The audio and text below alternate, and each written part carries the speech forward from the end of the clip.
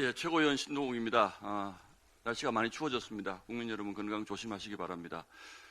그런데 최근 민주당 내부를 보면 정말로 도무지 이해하기 어려운 시점을 특정하자면 이재명 대통령이 민주당의 실세로 등장한 이후에 도무지 이해하기 어려운 악마적 이중성을 민주당이 보이는 장면을 아주 자주 목격합니다. 정말로 이해하기도 어렵고 과연 이게 과거 김대중 노무현의 민주당이 맞을까라는 의심을 할 수밖에 없는 그런 일들이 매우 자주 일어납니다. 그 이유는 아무래도 이재명 대통령의 범죄 이력 그리고 납득하기 어려운 과거 행적을 무리하게 덮기 위해서 자신들 스스로도 이해할 수 없는 일들을 하고 있기 때문일 것입니다. 가장 대표적인 것이 사법부 압박이 될 겁니다. 이걸 도대체 국민들이 할 수가 있겠습니까? 그런에도 불구하고 추미애 위원장을 비롯한 민주당 법사위원들이 최전선에서 그걸 막느라고 정말 고생들을 많이 하는데 정말 이중적인 행태라고 하지 않을 수가 없겠습니다. 그런데 최근 들어서는 이게 좀 더 심해지는 것 같습니다.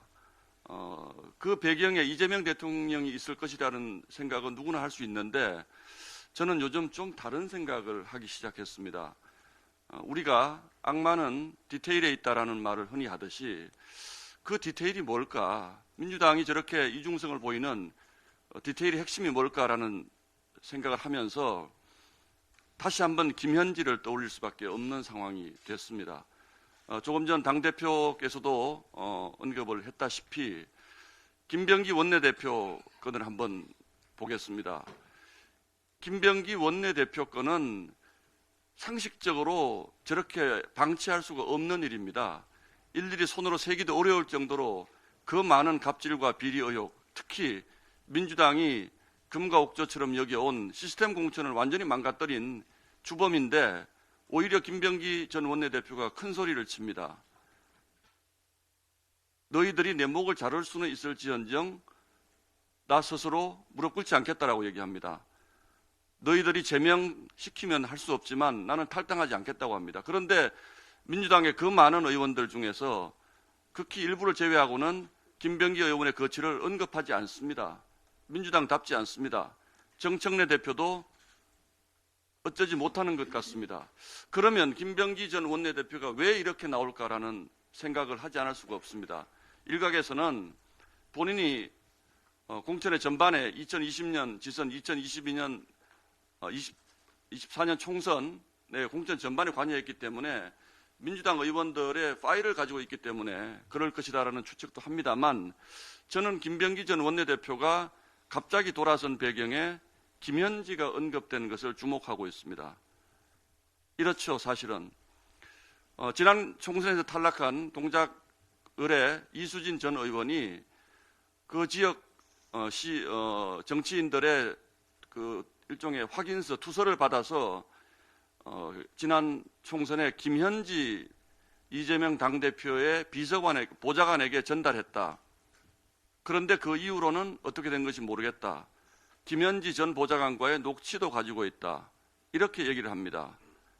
그런데 민주당에서 그 이후에 김병기 전 원내대표가 나는 탈당하지 않겠다라는 인터뷰를 합니다.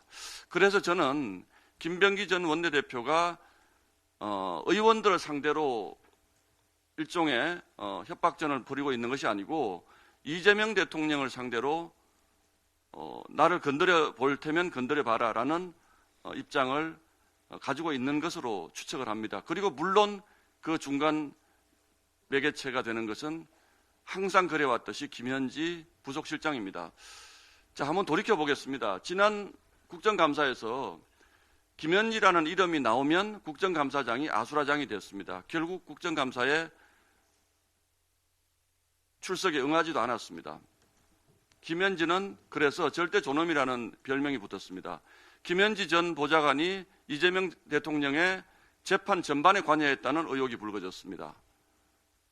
그러자 이재명 대통령 관련 사건의 변호를 맡고 있는 변호인들은 김현지의 김자도 꺼내는 것을 꺼려합니다. 지난 대선의 대선 자금에 관여했다는 녹취록도 공개가 됐습니다. 대한민국 이 비정상의 모든 것, 특히 민주당이 매우 곤혹스러워하는 이 비정상의 모든 것의 정점에는 저는 김현지가 있다고 생각을 합니다. 그래서 요즘 민주당 계열 방송들을 보면 심지어는 민주당 계열의 평론가들도 맹렬하게 김병기 전 원내대표를 비난합니다. 탈당해야 한다. 더 나아가서 의원직도 수행해서는 안 된다. 이런 얘기를 매우 맹렬하게 합니다. 그러면서 본인들이 뭐라고 하냐면 왜 민주당에서 이렇게 김병기 전 원내대표 건에 대해서 소극적으로 나오는지 이해할 수 없다라고 얘기를 합니다. 그들 스스로도 이해할 수 없는 겁니다. 과연 무엇이 두려워서 이렇게 하는 것인가? 저는 김병기 전 원내대표가 김현지 부속실장과의 중요한 연결고리였다고 생각을 합니다. 그것을 통해서 지난 총선에 비명 학살 공천이 이루어졌고 민주당이 자랑하는 그 시스템 공천의